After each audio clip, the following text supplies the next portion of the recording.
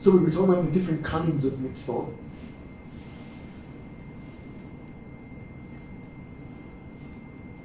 The chok, the mishpat. Chok are rules. Mishpatim are concepts, principles. And the third category, which is religious law. Prayer. Shabbat. I like to speak about that today. So you can imagine one session, hopefully it has its, what's it all about?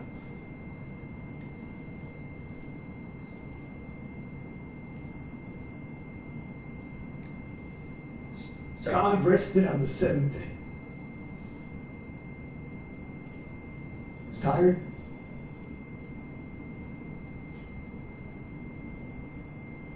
What does it mean? you want to enjoy his creation. Well, it's like They went to sleep, or what? I don't know. it's the state of being. Like So what's this day of rest all about? like a lack of doing. Okay, why did he not do? Because he was tired? So you were saying enjoying what he created.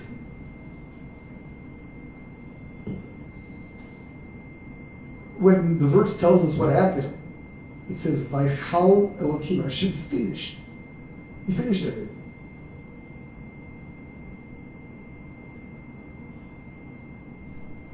His not creating on Shabbos was a statement. What I created is perfect. What I created is perfect. There's no need for anything else.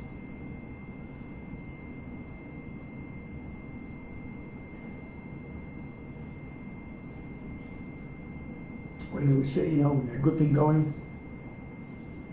the hardest thing is always determining where to stop.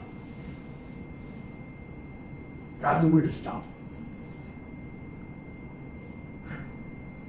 This world I created is perfect. Rest means I cease from creating anymore. I'm happy with what exists.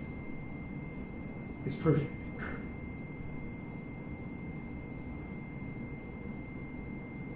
The Gemara tells us, one who openly desecrates the Shabbos is equal to one who worships an idol.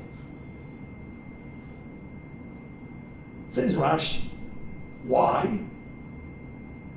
Because by desecrating the Shabbos, he is announcing, I don't believe that God rested on the seventh day.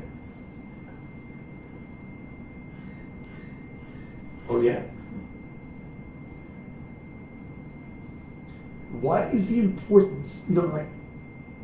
What's the importance of whether or not God rested on that seventh day? Or something for us. Yeah, but what's the importance of acknowledging? Why do we have to acknowledge that he rested? What is the issue? Why should someone want to or not want? You see, if you would tell me the issue is did God in fact create the world or not, that's fundamental. But whether or not he rested on the seventh day, that's the issue.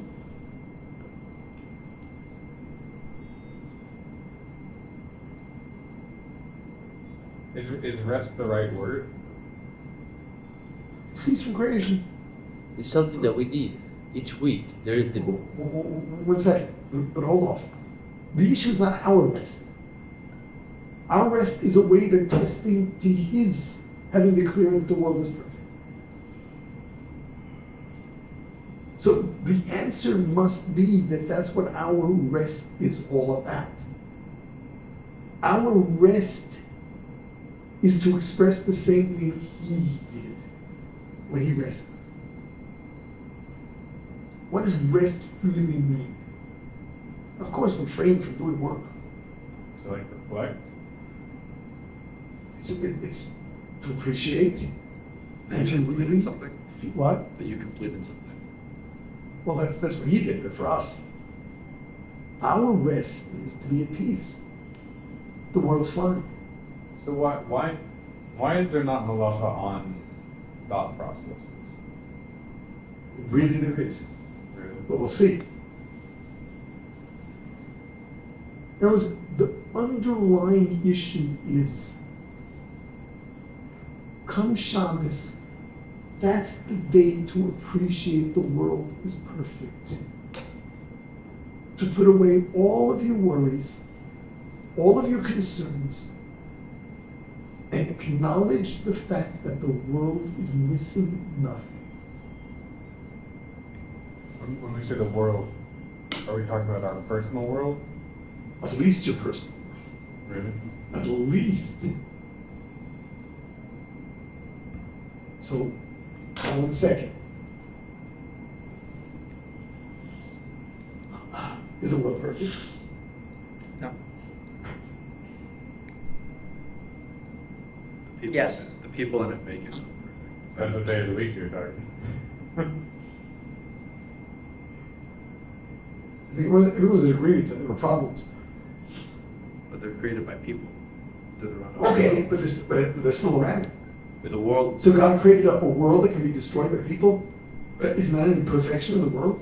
But it can also be built by people. Like, wasn't it designed as like a partnership? Like, Okay. if it couldn't be destroyed by people, then there'd be no significance to it being improved by people. So, we all understand that the world had a purpose. The perfection of any object is measured by what purpose it's supposed to be serving. If the purpose of the world was just to sit there and do nothing, then it would have to be this beautiful world that sits there and does nothing. The purpose of the world is to enable us to build ourselves by accepting the challenges of life, which include lots of issues. Include the problems other people make in the world.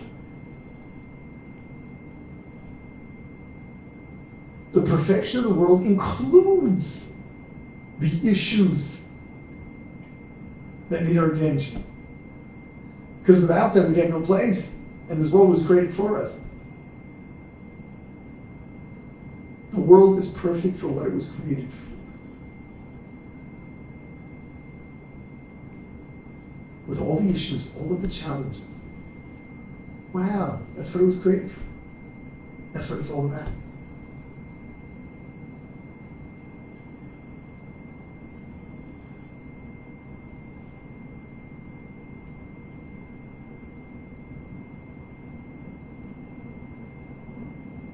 How do we view the world on a weekday? We need to improve ourselves in the world. We look at the world, if all of its problems, and we own them, and see what we can do.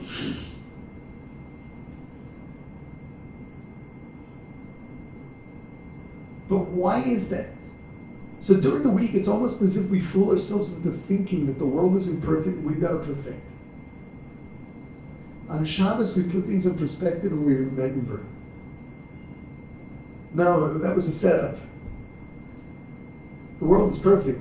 All the imperfections are there to give us the ability to accept responsibility for them. If we have that thought process during the week, We won't take things too seriously. is that we shouldn't do that? During the week, no. The Torah says, 6 days do your work, on Shabbos you rest. For 6 days, we think, we own, we feel all the world's problems and ask ourselves, what am I going to do about it? On Shabbos, we look at the world's problems and say, oh wow, what a beautiful world, including problems, to give us an ability to do something.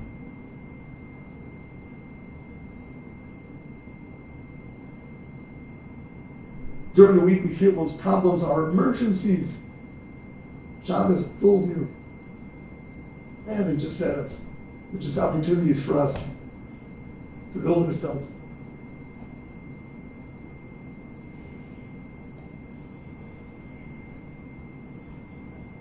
This is the basic idea behind Shabbos. What are the forbidden forms of work? They are the 39 forms of human endeavor in changing the course of nature.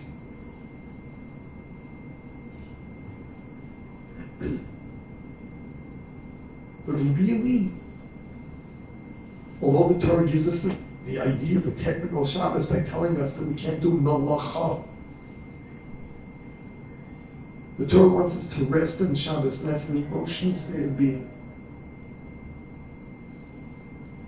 And the rest is appreciate the perfection of the world.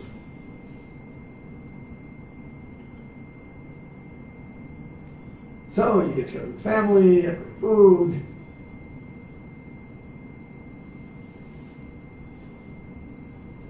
Enjoy life.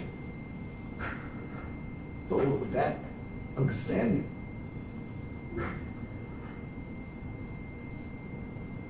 we take a step back. We say all week, we take life very seriously. And Shabbos we say, fooled you.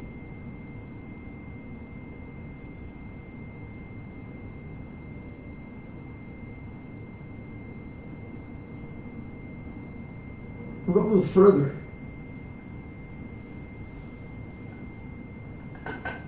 Even though humanity has the ability to make a mess of this world, it's only within limits. All evil civilizations ultimately cease to exist because it is a law of nature that evil will have to dissipate.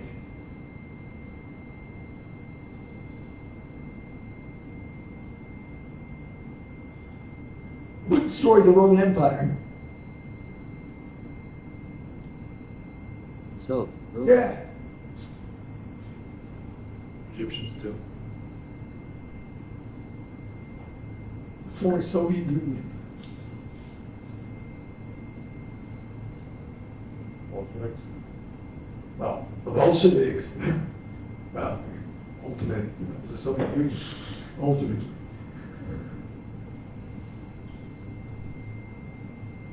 Evil, it's a law of nature. Evil's there, make us trouble, and then it disappears. What about this concept of like, if evil is spread throughout everything, and then it destroys itself, could it destroy everything? Could it destroy everything? Like if evil is seeded throughout everything. It's not. A lot of good ones. I guess I'm just thinking now of like in terms of like warfare and like with nukes and things like this. Like could the destruction be too great that there wouldn't be limits? Evil is always self-destructive. Well, I guess like could being self-destructive have an impact to those around? Like I'm sure there may have been good people in Rome that were probably hurt by the destruction of Rome.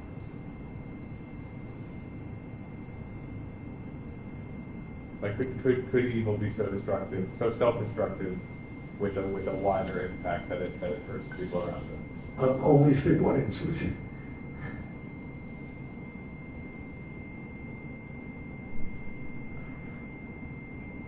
This is the essence of Shabbos. Realizing the perfection of the world, and really having that mindset. Let go.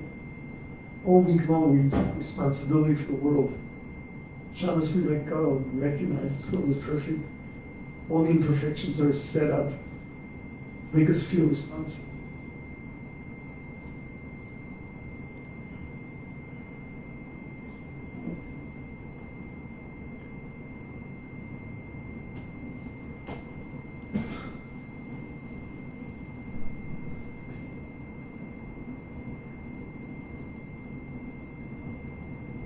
So if you keep all the laws of Shabbos, you're worried.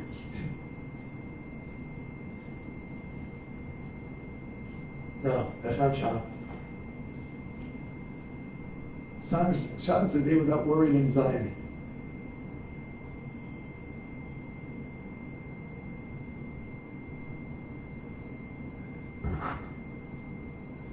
That's where it starts.